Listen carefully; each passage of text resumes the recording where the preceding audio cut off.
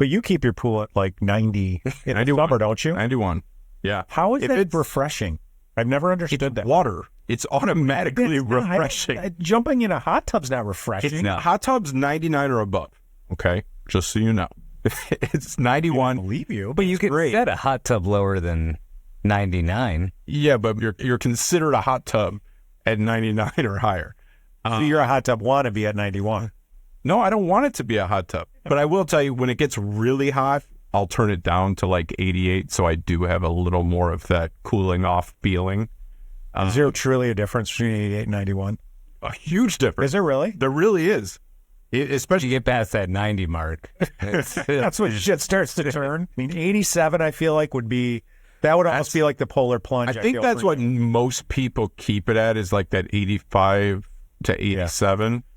Yeah. And in their eyes, that's warm. To me, I have to adjust a little bit, and I don't like to adjust.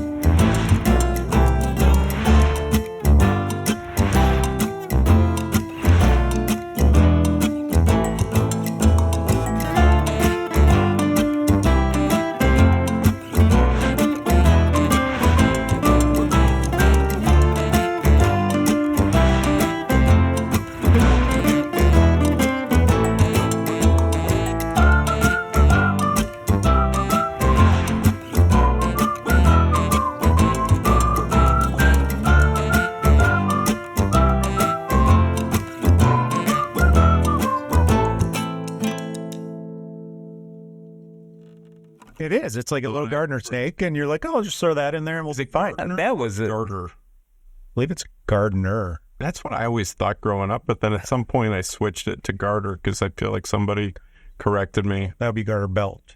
Gardener. Do love those.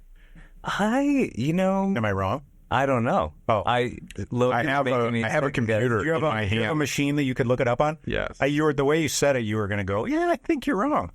And I could be. I don't know. Gardener always seemed like it's a friendly snake. It's not poisonous. Yeah, it is garter. It is? Mm-hmm. Garter. Yep. Garter? Yeah. Okay, just like the belt. I stand corrected then. Garter snake. Garter. I have caught a couple garter belts. Never caught a garter snake, though. Is that a different podcast, though? Something we'll talk about. Go on with that. We'll talk about later in the season. I feel like that might be a little longer conversation, and maybe we need to have your wife on to discuss that a little bit. If she came on here, then all my secrets would come out. We can't allow that. I don't know that you don't have any secrets. Here's one. Here's one. Did the radio voice just come out? It did a little. Did it? It did. No, right. What? You're crazy. You just won today's contest. So, Brad, serious question. Right.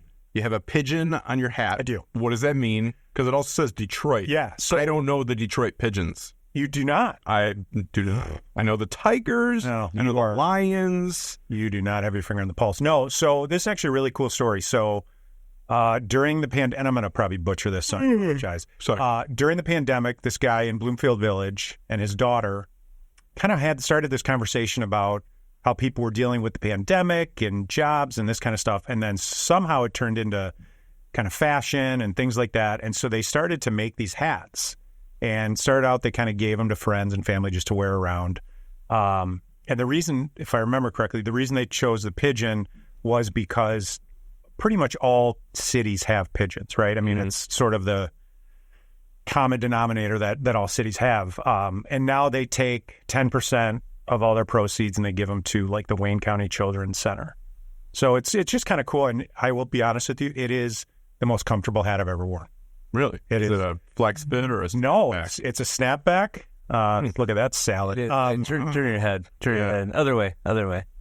Oh, that's amazing. And it's super cool. And it was funny. I was in a grocery store, and oddly enough, What? I have from where Peter works, the downtown boxing gym hat. I think it might be the same. If it is, Peter, you got to find out where they have it. I haven't actually put it on yet. Incredible. I don't want to mess with it. It's a good. Are you gonna save that for a collectible? He's No, over there. I'm gonna wear it. No, I don't do the straight like you. It looks good on you. It doesn't work on me. I never have. I need to like break it in, but I'm really bad at it, and sometimes I bend it. And it's like crooked. But I brought that. I actually bought a hoodie from the downtown boxing gym as well, and they were unisex. So I assumed getting unisex that a medium would be okay if you want to show off your belly button ring, if you're me. Which you do. Which I do because I have that. It didn't work. So gave that to Bianca, ordered a large, wore that yesterday. It was very nice. Sorry, go back to your pigeon hat. I don't know. That's where you're going. Oh, no, I was in the grocery store, and I was walking by some guy. He goes, oh, do you know Tommy? I go, no, who's Tommy? He goes, the guy who started that. I go, no. I said, a friend of mine kind of turned me on to it, and I've loved it ever since. And I guess he's local. Everybody knows him. But yeah, super cool hat. I love it. Wear it all the time. Huh. So it's not for a specific organization. It is not a team, no. But any money they raise, they give. I think from what I remember, it just was like the Wayne County Children's Center or something like that. I love that. So it's super cool in that way. That's like my Bianca and I were talking about the other day that the lockdown was like, I mean, obviously it was horrible for a lot of people, but for our tiny little family, it was the best time. It was. I mean, obviously we had Logan the first week of lockdown. I was stuck home, so it was great. I got to spend so much time with him as a baby. We had her mom and grandma staying with us, so it was fun. But it was like you would look around and see all these people.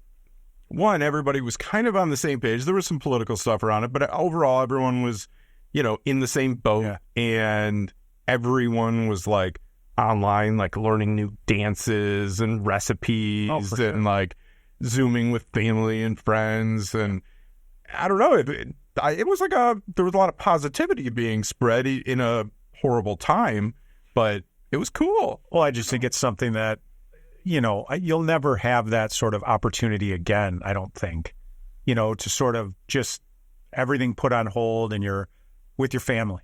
I mean, it was very unusual, I think, for a lot of people, but, at the same time, like you said, it was really cool to just have that time.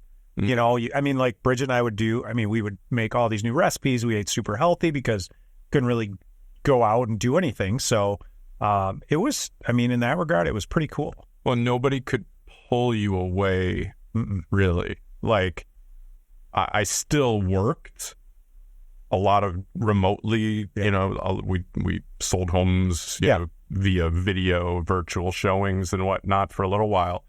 I did have to go out sometimes, but I was never forced to. Like, nobody could pull me in any direction unless I allowed it. Right. Unlike, today where I can get pulled in a million directions. 100%.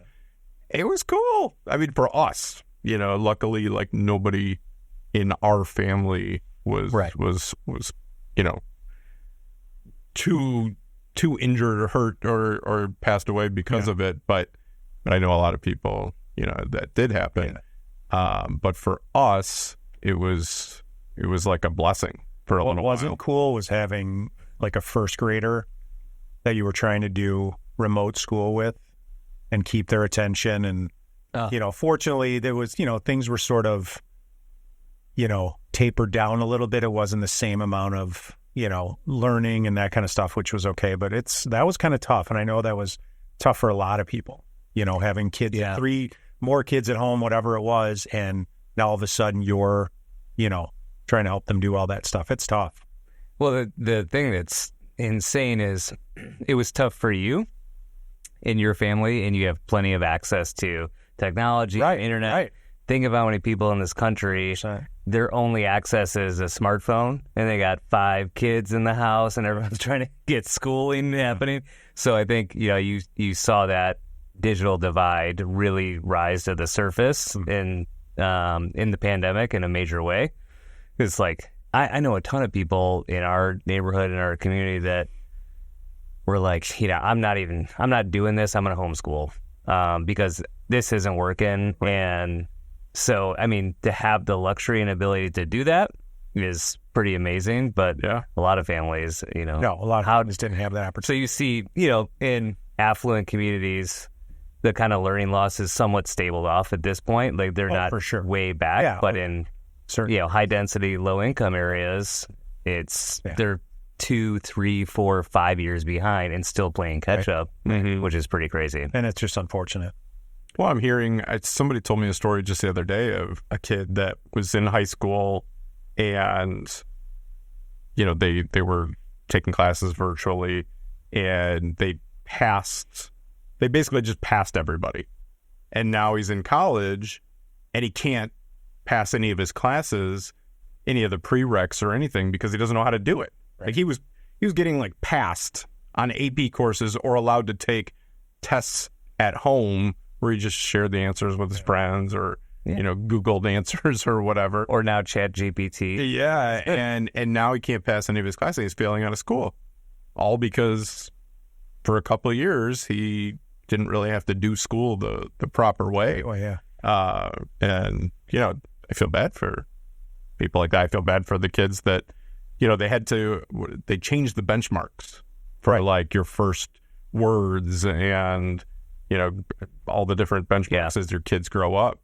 I mean, that's crazy. That takes a massive change to society for them to say, okay, we have to bump back the benchmarks by, you know, a year for this milestone or 2 years for this milestone. And it's pretty crazy. I mean, I know when Logan, our son, when he was, you know, potentially he was going through like a diagnosis testing for potential autism, I guess doctor who gave him a diagnosis said, well, I'm going to give him a conditional diagnosis because of COVID, because we are seeing so many more kids come in here that we're not really sure, but we don't want, if we don't give them the diagnosis, their insurance won't cover any of the help for them. And so there were like 10 times as many kids getting this diagnosis.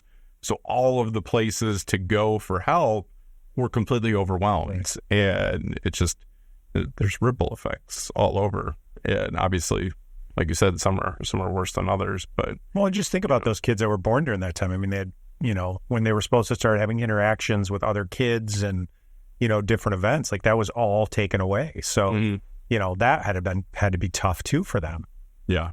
And I think, you know, who knows what the longstanding impact and effects of that season. It didn't take long. It was 20 minutes to put long. in there. But I think, you know, I think it's been 5. For those that think that it didn't affect them as an adult are fooling themselves. You remove human connection. Like to Logan's point, it was a great time for a lot of families. You reprioritize, you thought about things that really mattered. You were sort of forced to be in this situation and evaluate. It also caused a lot of divorces and a lot of other things too. And I think everyone hit their breaking point to some degree. So others, it was a month, and some it was years. But you know, you get to that place like, I need to see some other life. Because it just, you know, Zoom is not connection. No. Human connection in person is critical. For sure. Yeah. Yeah. I needed to hug people. I missed hugging. They did not. They didn't miss it, no. I mean, and that was, you know, that's when I got my real estate license during that time, because it was the first time that I didn't have to go to work and do all that stuff. And Bridget kept going, well, maybe you should do that now because you're bugging me. Like, go do, like, occupy yourself, you know? And she told me that the other day. She's like, you're bugging me. Like, go do something. So that was, you know, I think a lot of people did that kind of stuff too, did something that they've never done. And, you know, I mean, that's obviously led me to this and, you know, being here with you fine gents. It's a good season. It is a good season here. It's a really good season. I don't know what it is, which season it is, but it's good. Yeah. It is we good. got to figure out some names for all the different seasons. Yeah. I mean, I wonder if there should be 2 or 3. Oh, that sounds like there's a lot. I mean, the way next week is a new season. Yeah, like tomorrow could be a new season. Yeah. Speaking of seasons, let's go back to what we ended on last week. Of the first episode of this season. Episode of this season. Did you do any research for us, Peter? I didn't have to do a ton of research. It kind of came to me as we were leaving. So I fact checked, so go ahead. I followed it up with research to validate that I'm actually speaking some truth. So the best way, which I'm really curious if you've ever recognized any of this on tours. Okay. From the on tour? Oh, I was like, where are you going with this? Well, or other places. I was going to this is a whole new topic. So the exterior, in addition to the upside down pineapple, the exterior of a home, telltale, is garden gnomes. What? Yeah. No. Yeah.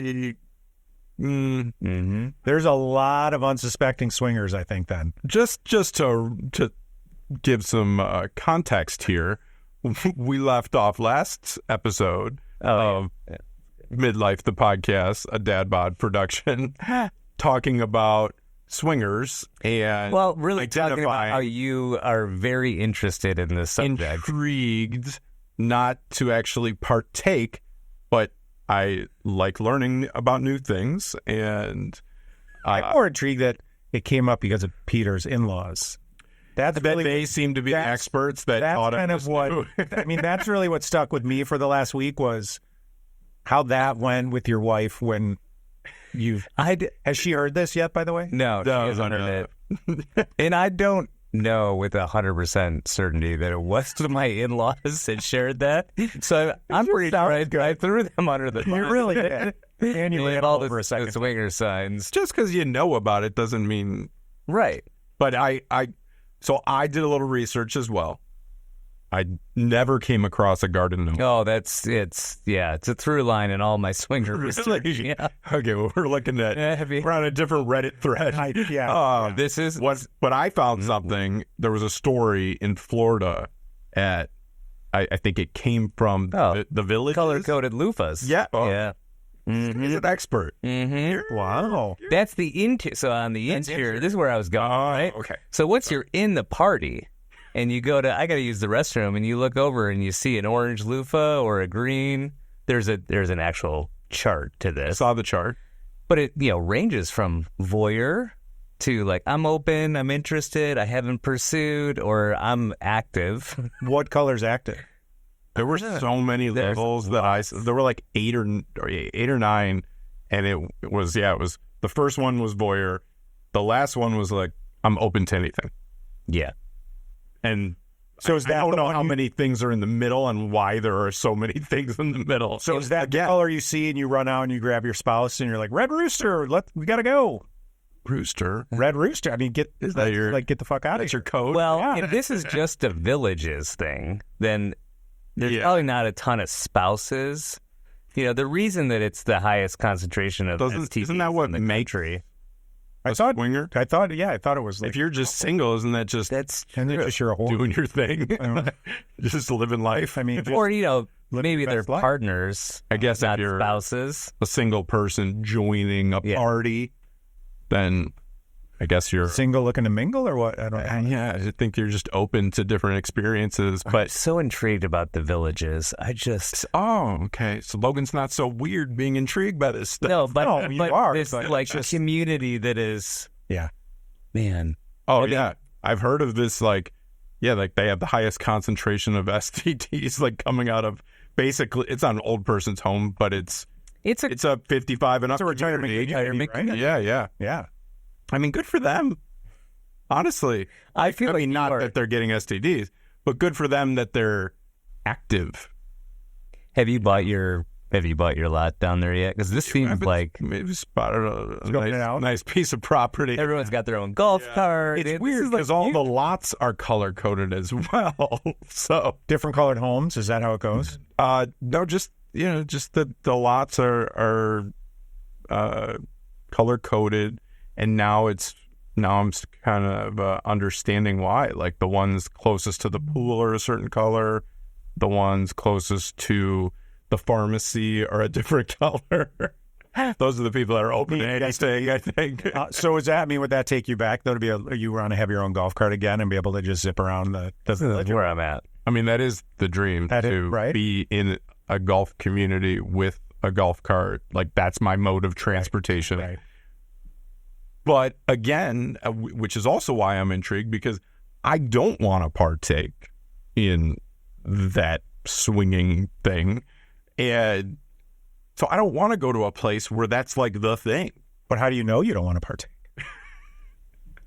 So I've always had this rule in the relationship that, or I guess a theory, I should say, that if you bring somebody else into the mix, it might sound good to one or both of you. I don't know how in the future it doesn't turn into issues in the relationship. I agree. That's my thing, and that's why I don't want to go down that route. I agree with that. Because even if everybody sounds cool at first, whether it's 6 months later, 2 years later, all it takes is a fight about something else to say, you know, remember when? Yeah, do you wish I was Judy, or you were spending more time with that one than you were, or I don't even know how it goes. You can make the argument that if you're entertaining bringing something into the equation, there's probably already issues with the relationship. I don't know. I don't know if I agree with that 100%. No, because I think like you're always looking for spicy. I think there's some couples that's their thing. I mean, I think that's what gets them charged. I really do. Yeah. I mean, hey, I know we live in a world where it's like everything is okay. Everything is good. You know what I always say. But different strokes for different folks. You always say that, huh? That's a good one. You should probably coin that. What? Put it on the back of your business card. I'll be honest. So I have always said that since I found out that somebody else said it. Back when I was a teenager, there was a golf pro in the area, and he was known for saying different strokes for different folks. So I would be willing to say I took that. He loved saying it since he heard somebody say it at some point. Maybe. But it doesn't change the fact that I always say it. Right. It doesn't change the fact that you've always said it for the last 20 years. Yeah. Thank you. Thank you. 30. No. 35. No, just leave it at 20 years. That was nice. Mm-hmm. So what'd you guys do this weekend? Anything fun? Anything exciting? I know you've done some things. We had just a rager weekend. You did? Fall festivals. Sounds like. Wow. Pumpkins. Petting zoo. Any other P? Just Peter, Pumpkin, Pumpkin, Parker. Oh, wow. That's right. I forgot about Parker. Yeah, some P's in there. No, it was, this season. Tis the season. It turned, Tuesday this week it was 80. Logan was I was in my pool bathing, naked in his pool. And Saturday was 50 and windy, and it's like, ooh, we're doing this. Brutal. He was 38 this morning when I left for work. Crazy. Yeah, I'm not ready. I'm not. I was telling somebody, the winters get worse and worse for me. It's just harder and harder to... Just at your age? Just at my age. Just like, I'm just done with it. You know what I mean? I'm so tired of the cold. Well, you guys go to Hilton Head a lot, right? We do, but I mean, that's like, and those are nice. Those breakups are great, but it's just day to day. It's rough. It's rough. I mean, we are 6 months, 180 days till our pool opens again. It's still open. We haven't closed it yet. Close it, right? No, but I already have the countdown going for the reopening in the spring. That's a long time. That's half the year. That is surprising. I have to wait. It open, like somehow cover it and open it at certain times. So I've talked to some people. I've talked to the pool company. I've talked to people just in the world, in the public. Right. And I have heard of only a few people in Metro Detroit that keep theirs open. And it works, and you can do it. And it intrigues me. I definitely like the idea of it. I don't think realistically I would use it a whole lot, but I would like looking at it. And I don't know if I can justify. It would probably cost about $1,000 to $1,500 a month in gas. Oh, really? To do that, and I don't think I can justify that just to look at it. Yeah. Even though it is very pretty to me, and I contemplate it, it does leave your pool equipment open to a little risk. Sure. Especially if you're traveling or anything like that. So it's just not worth it at this point. But you keep your pool at like 90 in the summer, don't you? 91. All summer. Yeah. How is that refreshing? I've never understood that. Water. It's automatically refreshing. Jumping in a hot tub's not refreshing. Hot tub's 99 or above. Okay. Just so you know. There's fact check. It's 91. I believe you. But you can set a hot tub lower than 99. Yeah, but making it like that's usually a hot tub. You're considered a hot tub at 99 or higher. So you're a hot tub wannabe at 91. No, I don't want it to be a hot tub. You know what I want and what I don't like? One, it's my pool. Okay. I'm not getting wow. I'm not getting confrontational. Like they really were. No, I'm saying it's my pool. Why would I want to set it at a temperature where at my own home I have to like adjust, like I have to build up the courage to go in, or I have to say, well, it'll feel better in a couple minutes. No, I just want to walk straight in feeling good, not have to adjust at all. But I will tell you, when it gets really hot, which it's rare that it's like 99 around here, but when it's really hot, I'll turn it down to like 88, so I do have a little more of that cooling off feeling. Is there truly a difference between 88 and 91? A huge difference. Is there really? There really is. Especially you get past that 90 mark. That's when shit starts to turn. Really? It's very refreshing. Yeah, I can imagine. I mean, 87 I feel like would almost be like the polar plunge. I think that's what most people keep it at, is like that 85 to 87. And in their eyes, that's warm. To me, I have to adjust a little bit, and I don't like to adjust. Okay. Not at my own house. Fair enough. Are you a lake, pool, or ocean? If you had all options in front of you. Always pool. Always? I like to look at the ocean. I like going in the ocean if there's waves. I like going in the ocean. I was showing a house this morning with a lake view. Mm-hmm. And we were talking about the same thing. And I would love to be on a lake. I just wouldn't really go in. I still would want a pool. So I like the view of it, but I'm not a boater. I don't really love boating, and I don't really love swimming in the lake. I'd rather just be in my pool. Same thing when I go, like, I don't like the beach. I like walking on the beach. I don't like laying on the beach. What about you? It's kind of messy. I mean, the beaches, I love a walk on the beach or a run, but yeah, the ocean, unless you're doing an activity, you're surfing or doing something, just go swimming in the ocean. Really? Doesn't do it for me. Really? Lake, I mean, I love jumping off the boat or hopping in the lake. But I would say between the three, a lake is my preferred. Midwestern boy, like lake Even if life. it's not a sandbar. Oh yeah, like you're just floating. Yeah. Really? I mean, the older you get, it's nice to have little wingies and some floaters keeping you waiting in the water is pretty hard. Yeah. But treading water gets hard. But the temperature is critical, right? Yeah. Like if it's freezing, if you're way up in the Upper Peninsula in Michigan, Superior, it's like, I'm good on the lake thing, but pretty good. Yeah.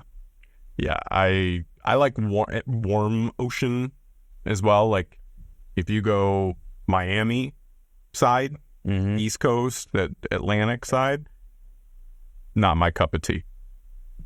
Gulf of Mexico, that's okay. And I like waves. Like I like playing in the waves. Like, and the bigger the waves, the better.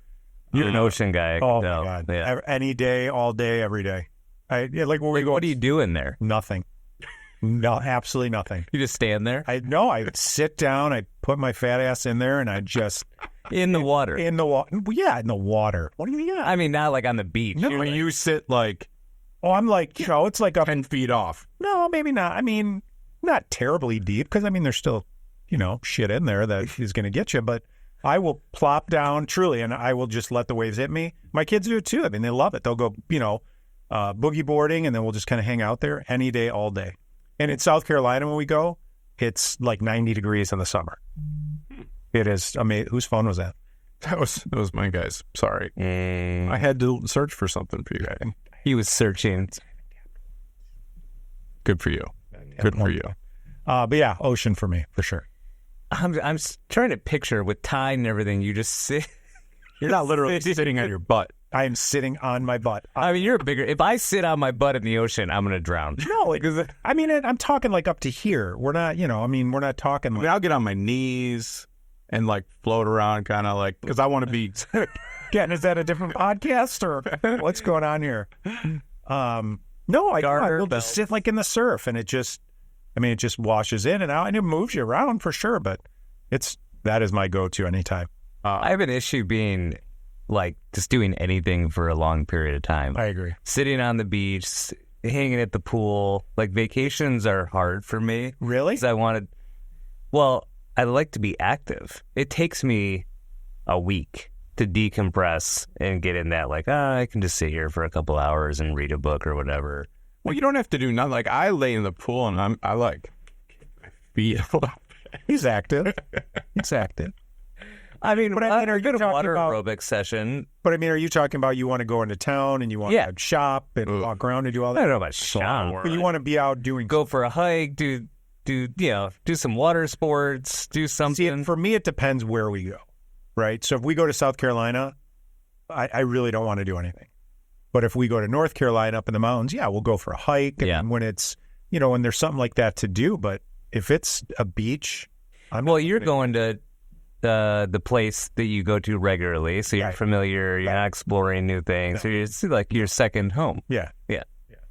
So you don't feel like you have to go on adventures. Still go do stuff, but I would much rather. I mean, like you said, it doesn't take me long to decompress. I can do that in about 20 minutes, and then the rest of the time is just sort of, smooth sailing. Bridget, you can see her decompress as we get closer. You know what I mean? Like as you're driving, you can just kind of see the weight just kind of go. And now once we get there, it's all upside for her. Yeah, I'm jealous. Yeah. We should go on vacation sometime. That sounds terrible. That sounds terrible, but thank you. We've done it. What would you do on a vacation with your friends? He doesn't like to go with it.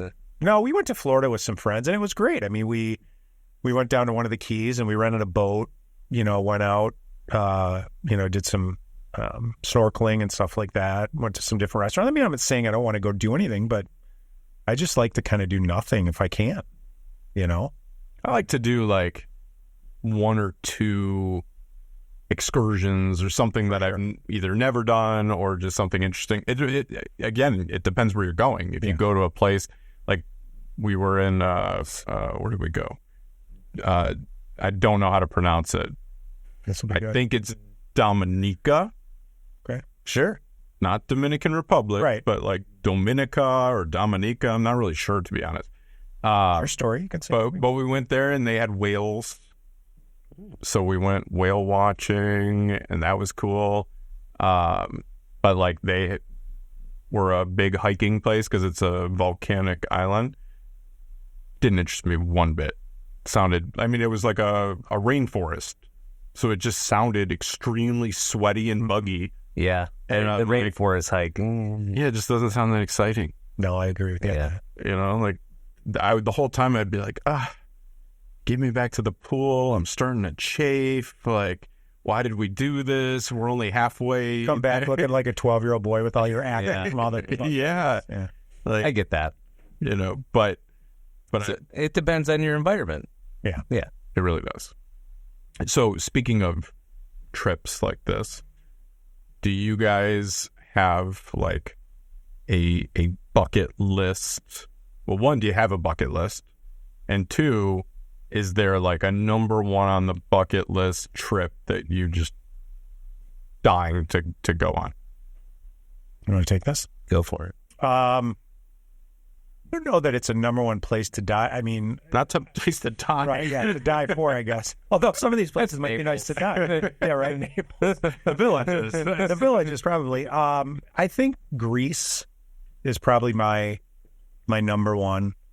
You know, I mean, Bridget and the kids want to go to. I mean, they want to go to Paris. They want to go do all that stuff. But I think we all collectively agree that Greece would be probably the top if we could do it, because it's just. I mean, it looks and sounds amazing.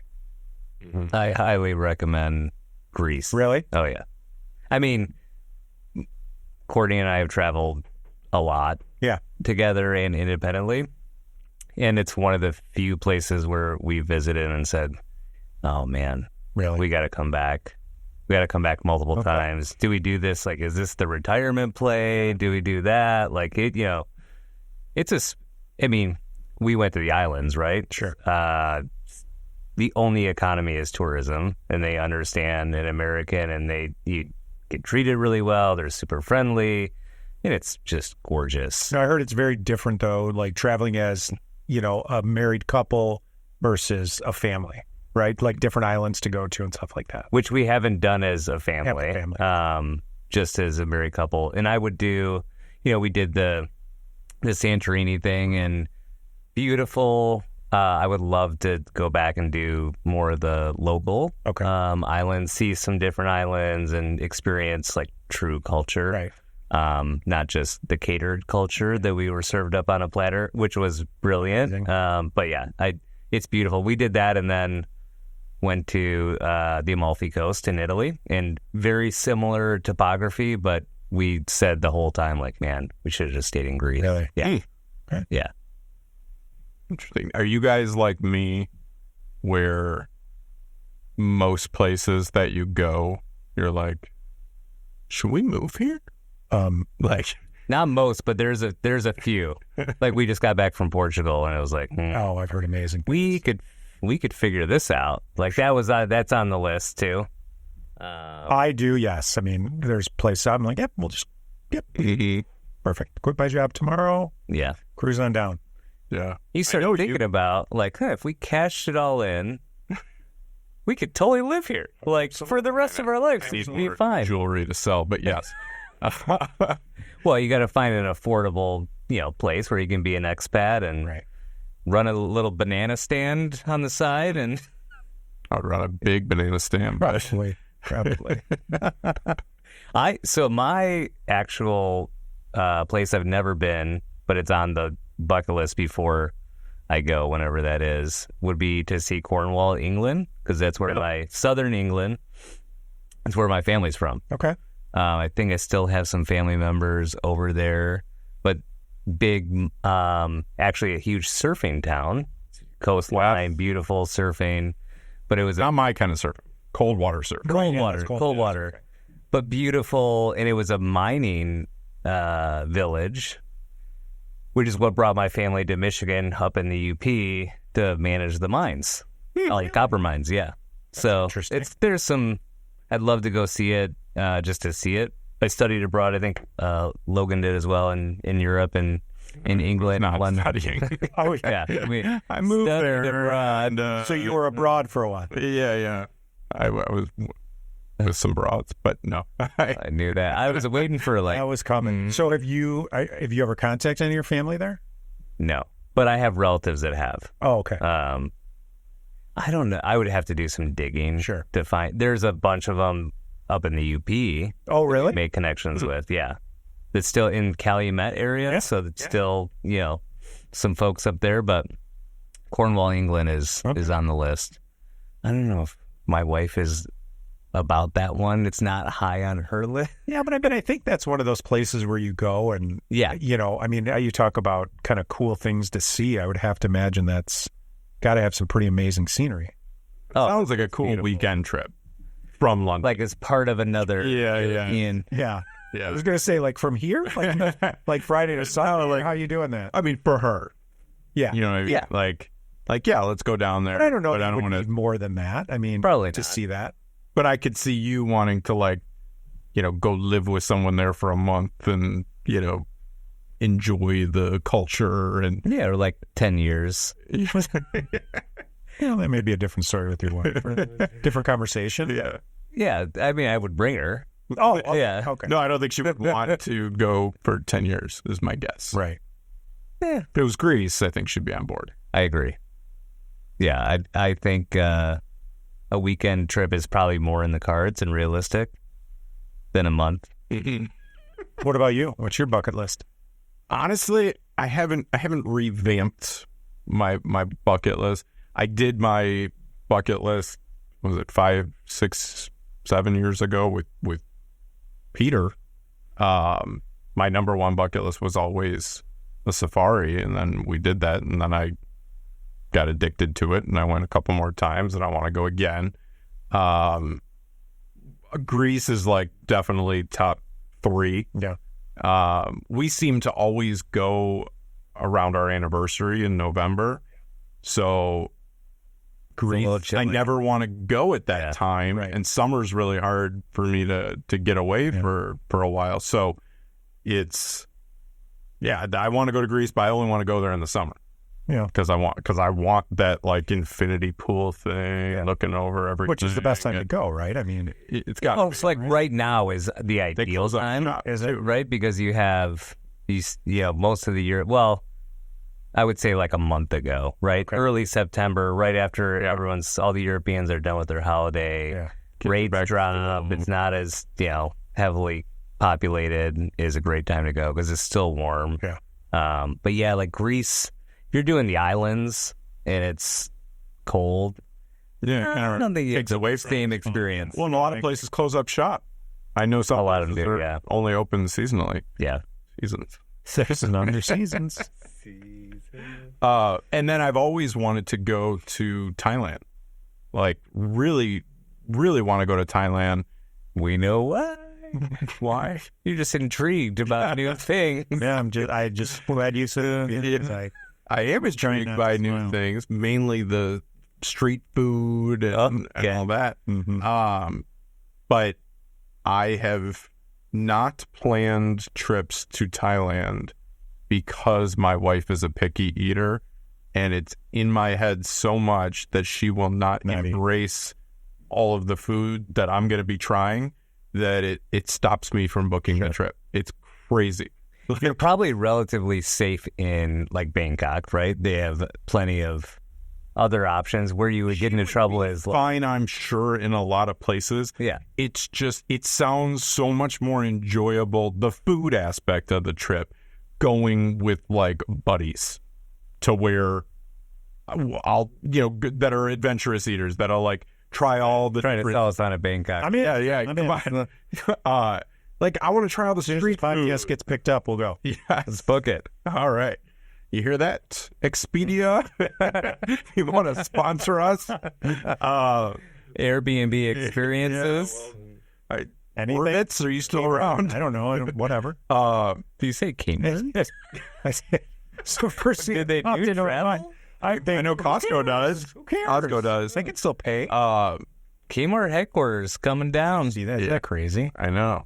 I was thinking about that this weekend. Everything has a season, Brad. Everything done. Their season has passed. Yes. That's going to be weird. Yeah. I mean, that thing has been there for a long time. It's crazy. But it's been empty it has 20 years. For sure. But it's just even crazier that it's been empty for 20 years and nothing has been done. I mean, it's almost like this eyesore that's been sitting there. Mm-hmm. And then you think of Forbes company? Do they own that? I think so, yeah.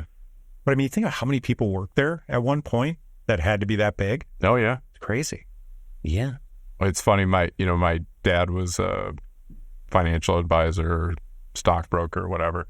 And he, obviously that's what he did for a living.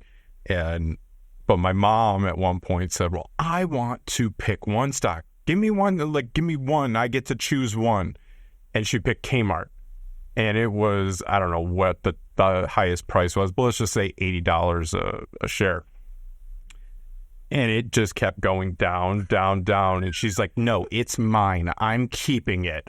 And it went to zero. Like, it lost it all. And she just it was mine. I'm not letting go of it. like, and it lost it all. And then your dad was like, "This is why we don't let our clients." Yeah, this is why we don't pick stocks. This is why we go into safe vehicles for investing. But, anyways, yeah, that's my mom's Kmart story. Last time she was ever able to pick anything, I'm guessing at that point. Yep. Bob, she just had a birthday, right? She did. She just turned 83 on Bradley October 1st. Stalker. Yeah, she 83. She's looks way younger and still pretty active. She's not. She gets tired by the end of the day, but. So do I if it makes her feel any better. I know. I'm tired all day. I'm tired right now. We're ready for my nap. We walked in, Logan's like, "You look refreshed." I'm like, "I'm exhausted. Like, I could probably lay down, but take a nap right now." That's a talent that you can still look as refreshed as you do. Speaking of, it's makeup. Oh, okay. Yeah. That's what I need to try that. Do you have a routine? Like, do you guys do care thing? Yeah. Like face masks, under eye creams. Brad can nap now. He said he told us last time. Yeah, you can nap. Sleep in, you can nap. But I don't. Because I have a fucking dog that comes in and wakes me up. And he sits in the ocean. And I sit in the ocean. I mean, that's a skin routine. That's my skin routine. No activities. No new friends. Nope. That's it. No, I do not. Well, you're looking good. At your age. I know, right? Yeah. I know. If I could look like that at 60, I would. Right? I'm only 35. So I feel good. I just thought, or I was probably complaining to Bianca a few weeks ago about my aging and not liking it. And she gave me some under eye creams and stuff. She's like, "You got to do Botox." And oh, fuck that. I don't really want to get into that, but I'm putting on this cream every morning and night. I don't think it's doing anything. I don't think it will. But I'm doing it anyways. It's a long game, man. Yeah. Well, I always moisturize, but I'm putting on these creams. I'm now I'm not seeing the results, drastic results. I don't know what I'm supposed to see, or if it's just preventative. But now I'm like, what else is there? I don't think it's going to reverse it, right? Then what's the point? Well, I think you're just trying to stop it from progressing. I don't know. See, I was hoping to get get rid of any crow's feet. Is that what they're called? Crow's feet. It's very annoying. I don't like aging. It's just, you've earned it. I've earned it. Yeah. From living a rough, this is wisdom, and many years are catching up. I am grateful to still be here, for sure. But I think there's a lot more I want. I would rather age than get Botox and do all that stuff. I don't know. We're just not all. It seems like from my perspective, men and women, once you kind of go down that path, it always seems like it just gets more and more extreme. Yeah. And you get to the point where you're like, oh, wow, you don't look like a human anymore. I can't see your facial and I think expression. I feel like with those, and I don't know this is all just irresponsible speculation, but I feel like once you start that, you can't stop. That's how I feel about chiropractors. Oh, I don't know. I don't agree with that. I have never gone to a chiropractor. I get massages, but I've never been to a chiropractor, even though people have told me to. And the reason is because I hear people constantly say, "Oh, I need to go back and get adjusted." I've never had to say I need an adjustment because I've never been. So to me, it's similar in once you go, now you constantly need to go more and more. It's not like that. Really?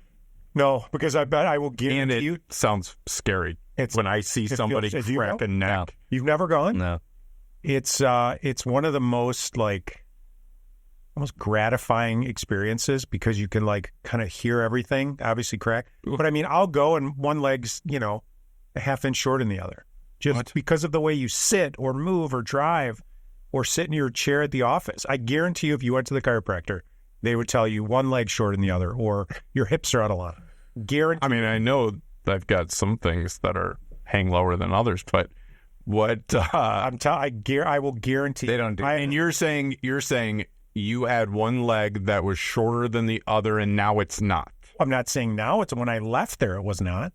Over time, it's going to all sort of get out of place. But you were like this, and now, and then leaving there, you totally were straight. even. Yep.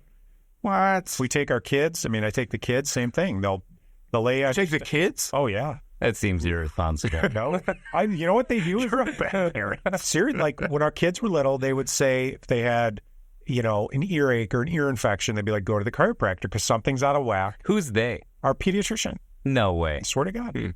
Is this a real doctor pediatrician? No, Oh, okay. no. The shaman down the street? No, I mean, truly, I think there's probably a lot of them that would say that. Huh. I mean, and I'm not but it's not something you have to go every week, every month. I mean, I'll go 5 times a year. I mean, I feel like if I had a really bad back or neck issue, I would first try a masseuse.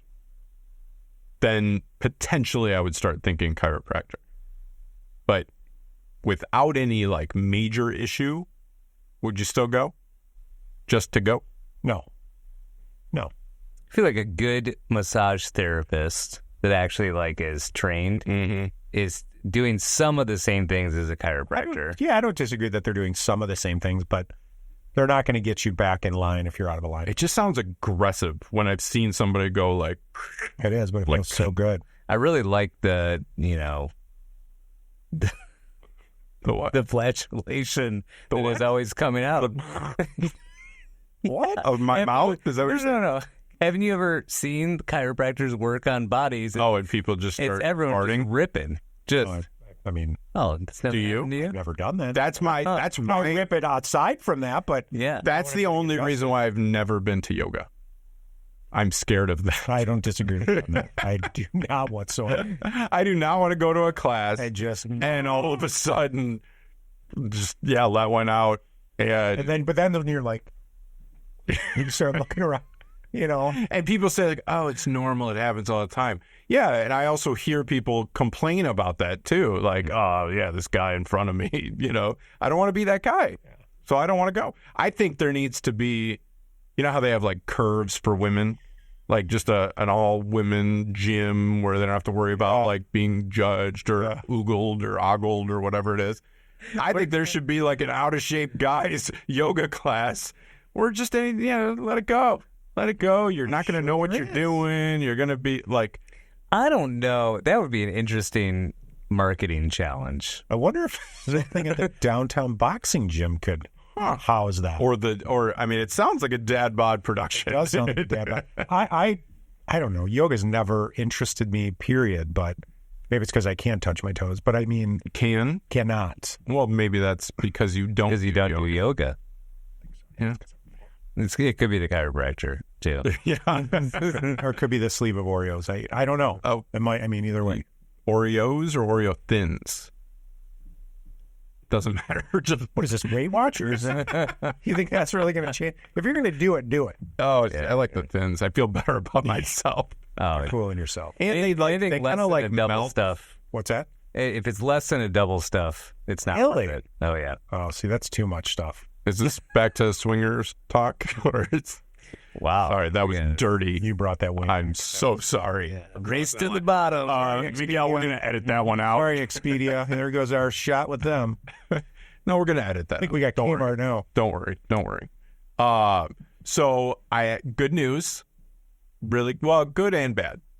Good news. I'd say the bad news is you guys might never see me again. What? The good news is, though, I'm probably going to win the Powerball tonight. Okay. I have a really good feeling. I've invested $37 million so far. So it's all upside. It's looking good. But I was already making my plans for what I'll start doing tomorrow morning with with the winnings. What's the winning tonight? $1.55 billion. So here's the thing. So you're saying you're making plans, right? Yeah, you have to plan. I don't know. I would be gone. Well, yeah, that's part of the plan. But I mean, you have to have an exit strategy. Nope, just pick it up. Go. Leave the house furnished. No. Well, that's okay. Yeah. You can do that, but you need plans. Is it getting wired to your Dearborn Federal Credit Union? Doesn't it take like a savings account? Doesn't it take a year? No, it takes like a week or two. But I thought you have up to a year to claim winnings, right? So what are you going to do? Just leave and not have any money? But how do they know? I mean, they figure out how many people won, and then you get your cut. Is that right? What do you mean? Should be only one winner. Well, hopefully there's only one winner. No, what if there's 5 winners? There could be. Right? There can be. Oh, yeah. Multiple. You could If you and I pick the same numbers, we have to split it. That's true, yeah. That's why, because right now... How often does that happen? Right now, you could theoretically buy the lotto. Meaning, you could play every single number if, in theory, if you could actually get that many tickets done, which it's kind of a physical impossibility to actually print that many tickets in time. Right. But if you could, the only way you're actually going to win is if nobody else wins. And if somebody else does, you just lost $300 and some million. Or half of that, I guess. Right. But so if you win, let's say you won tonight, which you're not because I am. Well, but let's say you win tonight. I'm glad that you invested in my future. I did. Thank you. So you win tonight. Mm-hmm. You say, okay, I won. I'm going to go claim it. No, not yet. There's a plan. That's why you have to plan. Oh. So first, you got to spread that around. My dad was a financial advisor. I would trust him. He's not around. So there are people that I would trust. Yeah. You can take ish. But I don't trust anybody that much. Right. So, yeah, I'll give you some, but then I have to spread around to a couple others just in case that bank goes under. No, but I'm saying you have the winning ticket tomorrow, right? Well, I have it now, but yes. But you realize tomorrow that you have the winning ticket. Uh-huh. So I understand you spread around. You have to, put it with the right people. But you, like tomorrow, you would go to the lottery office, say, this is my winning ticket. I'd finish my kind of week of planning. My exit strategy, books and things. Okay. Because that's second. Because in Michigan, they announce the winner. As soon as they announce, shit hits the fan. See, I would find a dude. You would be at my house being like, hey, bestie. Say it was you. Yeah. I wouldn't, but you can't. I wouldn't do that. I would somehow sue to not be the person. You know how many people are going to come out of the woodwork? Exactly. That's why you have to leave. That's right. why you're like forced to leave. They're going to find you. It's because you don't think they're going to find you? No. Who's going to? Anybody. What do you mean? They're going to track you down. Anybody finds out you just win, $1.5 billion. Well, you don't actually win 1. Well, I know that, but I'm just saying. But you won $487.234 million. I haven't counted. That's just ridiculous. That would be. I mean, it'd be a struggle to live on that. Well, yeah, but I know how. Yeah, because I plan.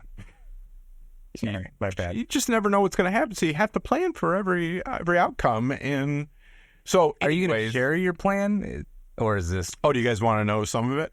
Well, I had this plan. I don't share your winnings. I don't give a shit about your plan. No, that's part of the plan. You do not share your winnings. Oh. Rule number 1. You do not give people money. Oh.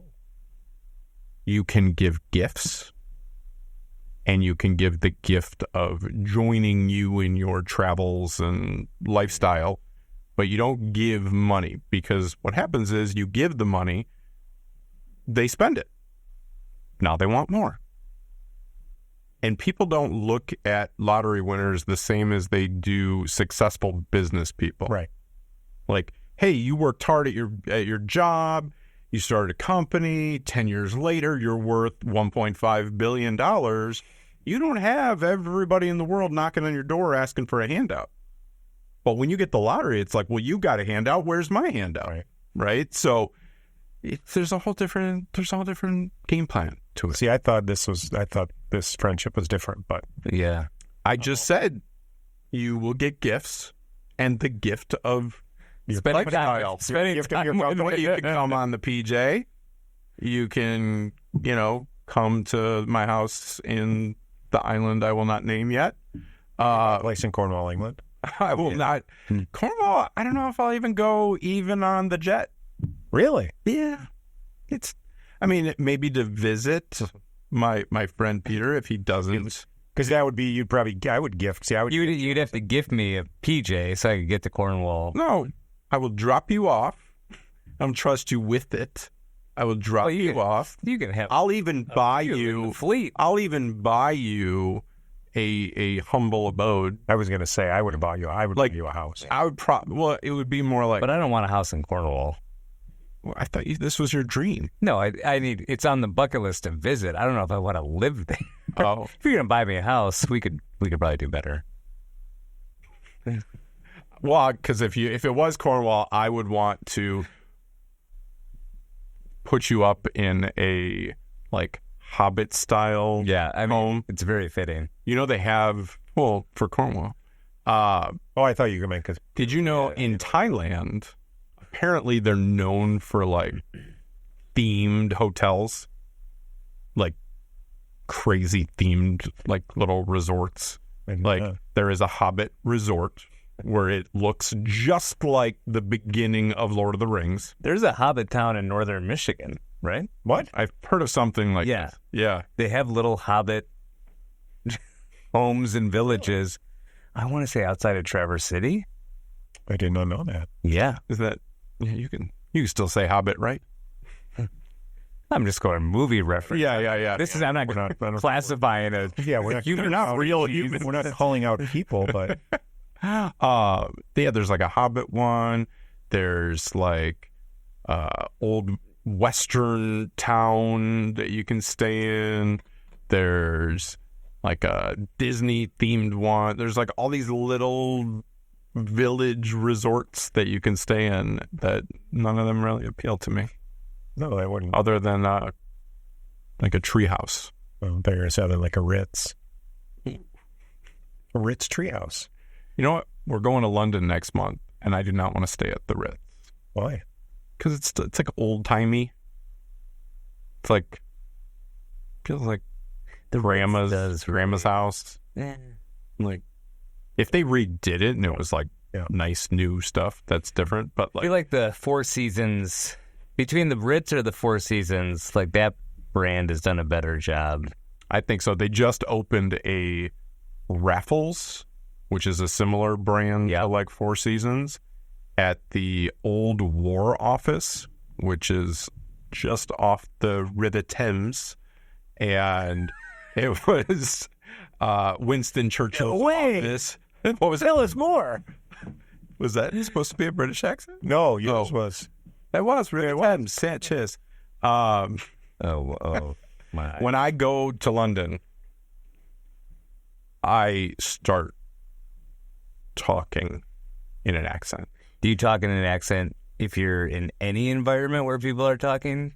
I do, and sometimes it can come off as very offensive. I would imagine. Yeah. Well, like if you're in the States in a restaurant that's ethnic. Oh, no. You have to be like in that. Yeah, in the country.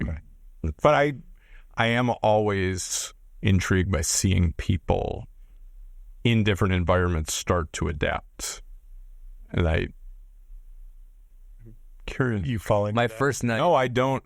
Well, I do in different countries. I start like taking on the accent a little bit, but like still speaking English with their accent, which makes zero sense. Thinking that that's translated. Yeah, right. Like they're gonna be like, "Oh my God, you sound so." Are you from here? Like, yeah. Like if I use your accent, but still speak my own language, that somehow you're now gonna get what I'm saying. Yeah. It's a problem that I have. I did. It was like night 1 or 2 in my study abroad in London, at the bar by where we were staying, the pub. I think this was like a bar. The pub was daytime that moved into the bar nightclub. Okay. I want to say it was called the Roxy or something. And we, I was doing the accent thing because I was in my environment. Mm-hmm. And these guys I was talking to at the bar totally knew that I was American. And I think they were messing with me. So they kept buying me Jaeger shots. And I'm just throwing them back, feeling thicker and thicker. Way thicker. And next thing you know, both hands up on the bar, and I am just hurling everywhere. Oh, gosh. Like all over the bar. And what year was this? Like what, a sophomore, junior? In between junior and senior year of college, so 2000. You were a pro by then. Yeah, but, it's a new environment. And so my study abroad group was about 30 of us, 2 guys, and the rest were girls on this summer study abroad. Mm-hmm. Super weird.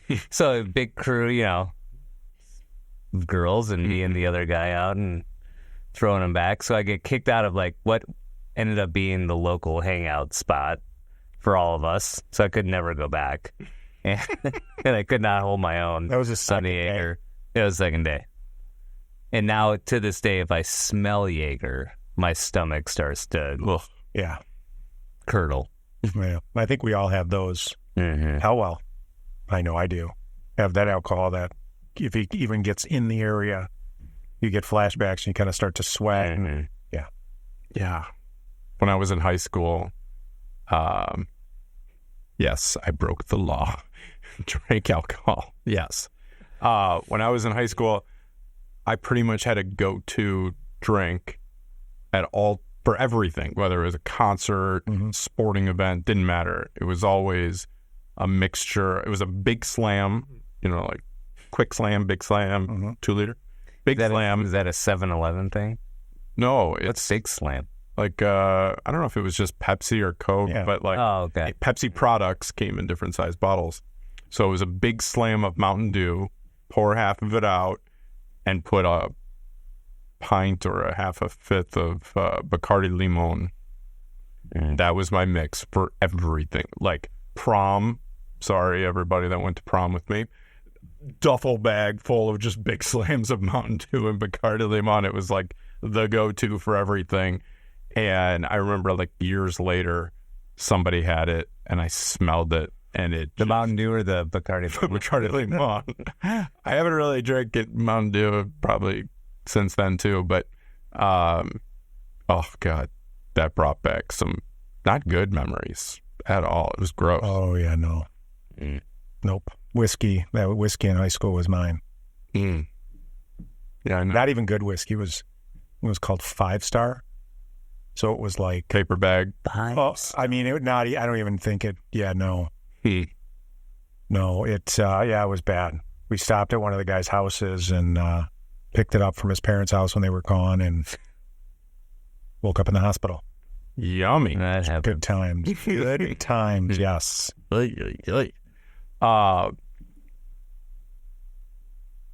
So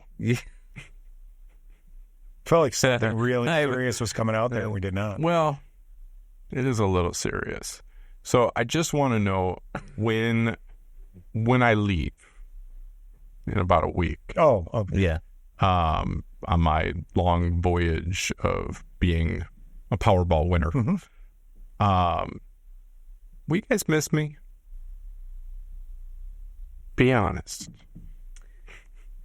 No, because I'm going to be on the PJ with you. Yeah. I will, yeah. But do you think I'll be able to trust you? No, probably not. Yeah. Well, it'll be fun regardless. I mean, I think there's only one way to learn if you're going to trust us. I think you probably would trust him. I mean, you've known him for a long time.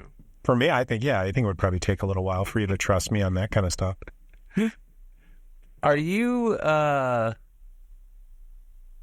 thinking that this is like a this is happening? I'm gonna hoard it all. Or are you gonna leave like a little bit of a legacy? Do you want to know how the breakdown goes? Yeah, I mean Cliff Notes. Okay, Cliff Notes. 5% spend it right away. Okay, take 5%.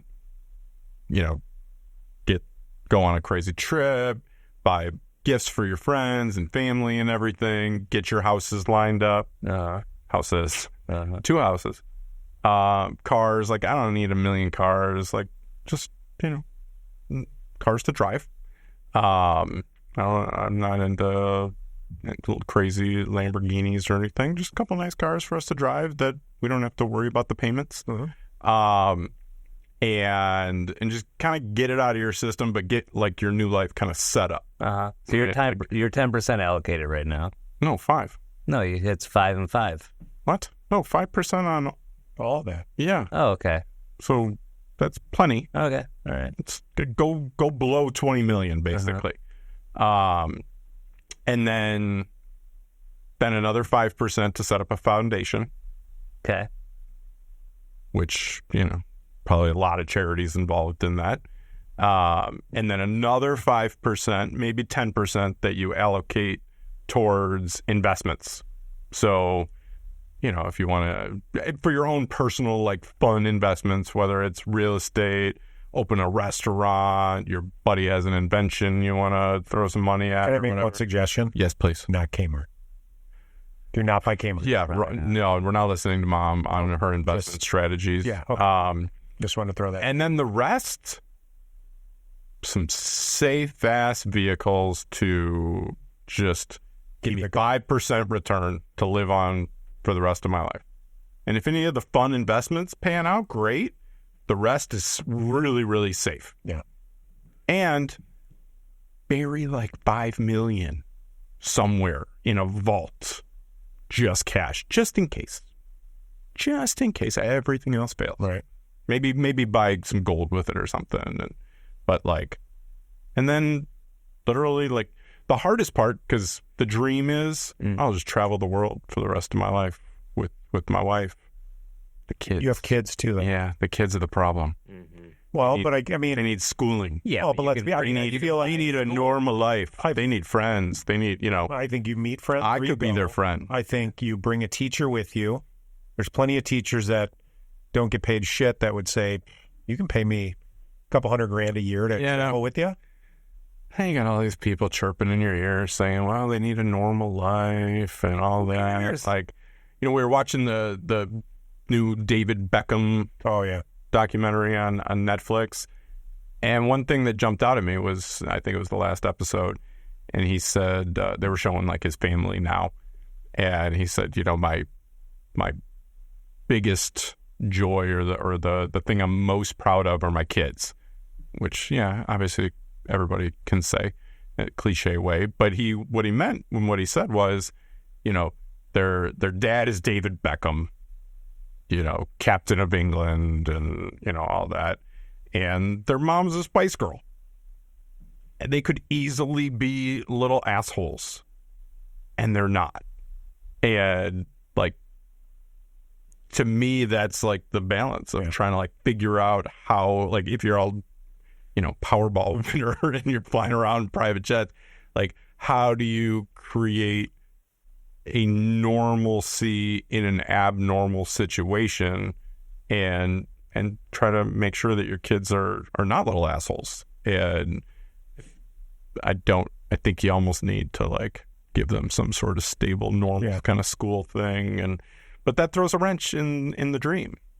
Because then you have to be somewhat stationary. Well, it doesn't mean you and Bianca can't be somewhere all the time and you just swing over and see the kids. I think that's what boarding school hurts. Is a real deal.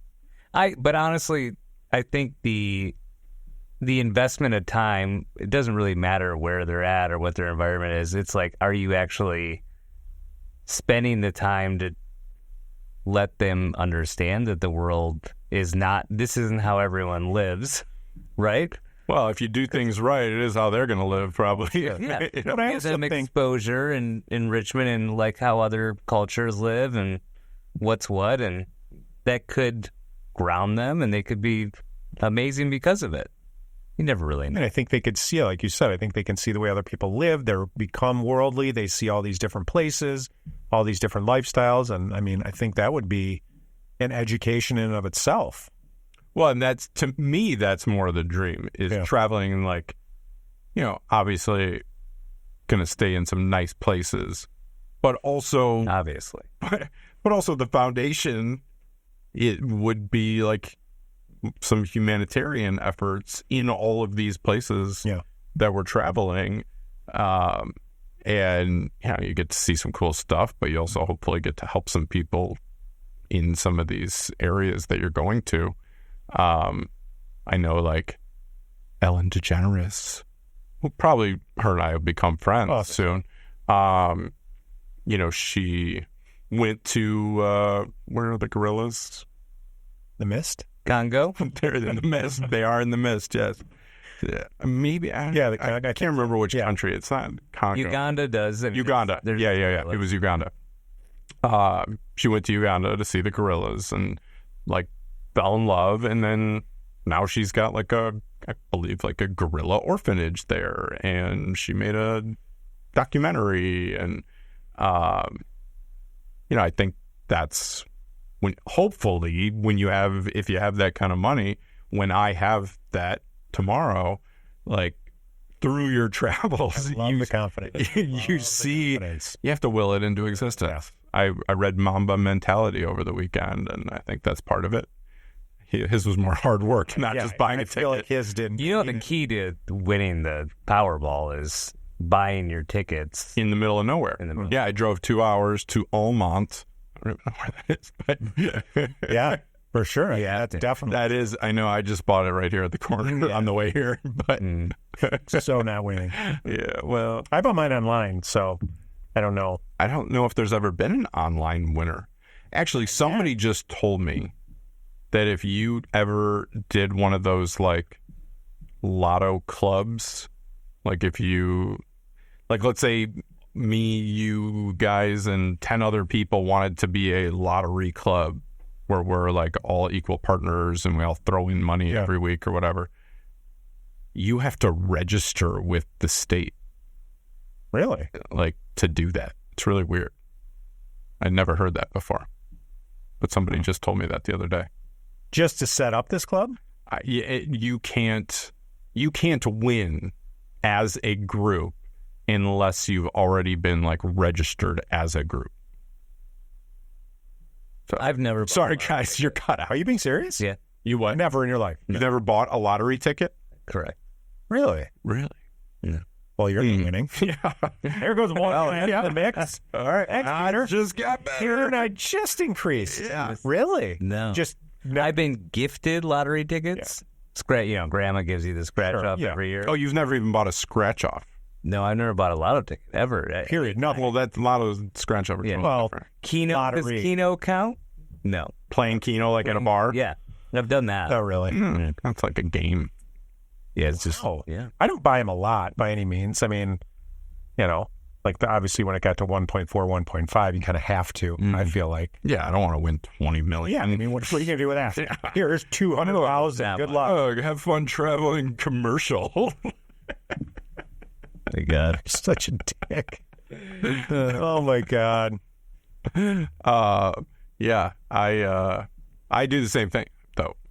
Once it gets to us, and that's why it like snowballs and gets higher so quickly, because everybody sees that and everybody thinks the same thing. Like, oh, now I can have a piece of the big pie. I'll just give you gifts. Thank you. I will gift you money. I won't just give it. I won't. Okay. Oh, no, bad move. That's how you get killed. That is because he wants more. No, he's not. Peter's not. Oh, I can see how he's looking at you already, salivating. But that's what happens. You give Cousin Joe some money, and then Cousin Joe spends that money and comes back and says, "Hey, Cousin Brad, Cousin Brad, you gave me that money for the tractor." And why is it automatically when you use the word cousin, somehow it goes into no, just Brad's cousin? Well, how much I get for a tractor? Your cousins are like, oi. Oh fuck! Well, how much did I give him for a tractor? What? How much did I give him for a tractor? Well, he needed a new John Deere. They're like $150,000. Yeah, but wouldn't you? I feel like you'd have a better chance of getting killed by the cousin you don't give money to. Like, well, I'll kill him and I'll take all his money. The first time he asked for the money for the tractor, you gave it to him. Now he needs more because he spent that money, didn't actually buy the tractor, went to the casino, wanted to double it up real quick, lost it, comes back, and you go, I just gave you $150,000. And he says, don't don't be cheap, Brad. But like, you just got all this money for free. Like, help me out. But wouldn't he be more upset if you didn't give him money in the first place? No, like, wouldn't he be like, Logan, where's my money? It's all about setting expectations. You have a rule. Well, there isn't, but there's no. You say, this is just the rule, and you can blame it on somebody else. You can say, my financial advisor gave me a rule, like, and we set up this trust, and I can't even go, grab money like that. Like, I can buy you a gift. I can buy you the tractor, but I can't give you the money. I'm sorry. And you'd be more pissed if you said I'm not giving you anything. This is why you're going to end up dead if you win the lottery. Oh, my God. You know what? Just give it to me. I'll hold on to it. Okay, perfect. Make sure you're safe. See how much he trusts you, by the way, Peter? Yeah. Like, he automatically thinks you're going to kill me. What? If I give him money, he's automatically going to kill me. Yeah. Yeah. It's what happens. I don't think.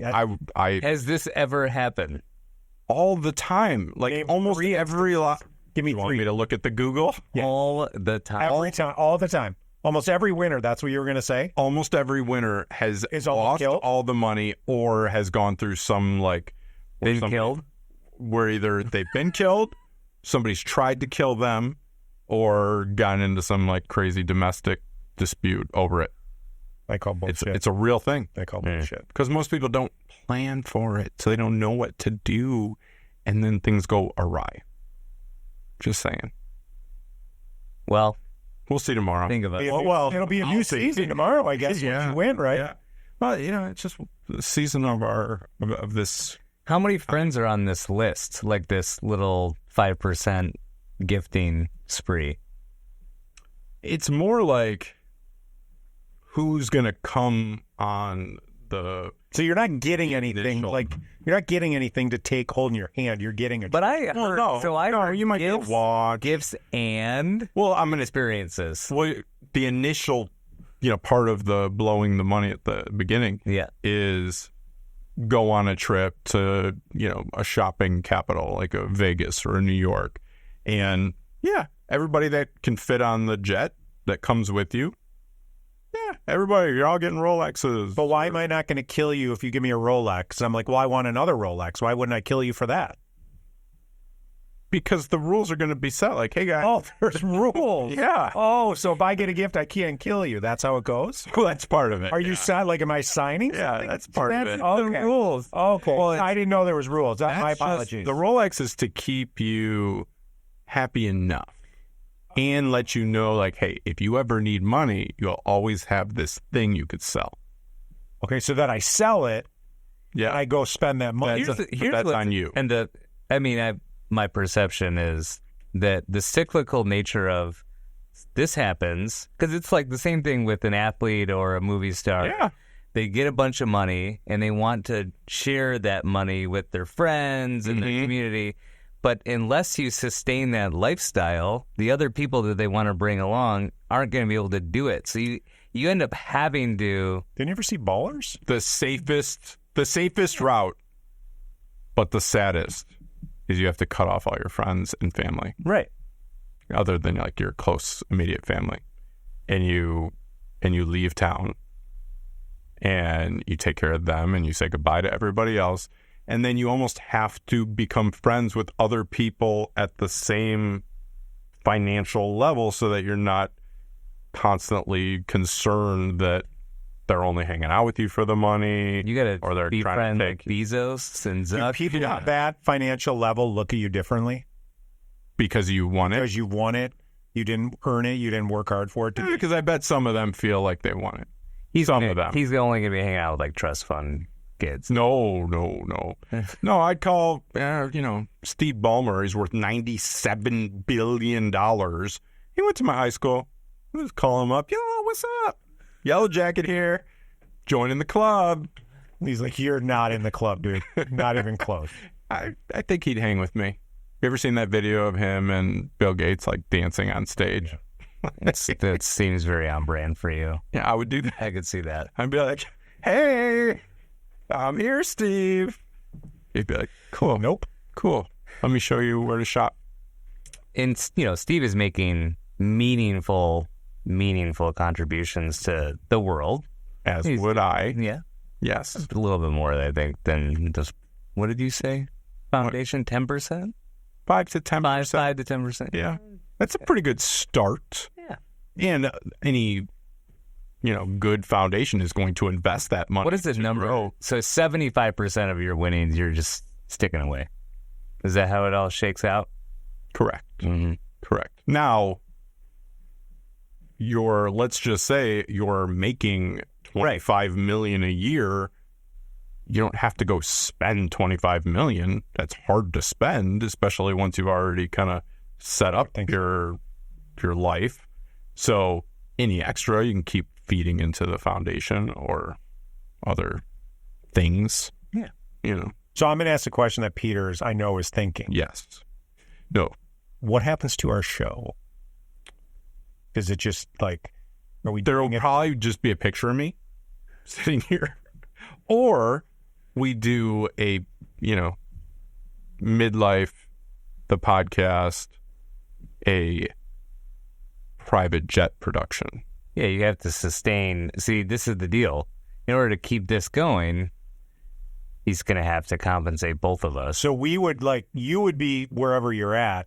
You would have to fly us to said location, right? To do it. Well, see, to me, that would be fun. Yeah. I agree. Yeah, I wouldn't mind that. I would do that. Yeah. And you guys wouldn't have any problem taking my charity, right? No. That's No. perfect. Yeah. No, let's set this up. Okay. By the next episode, I will either just be a memory. Yeah.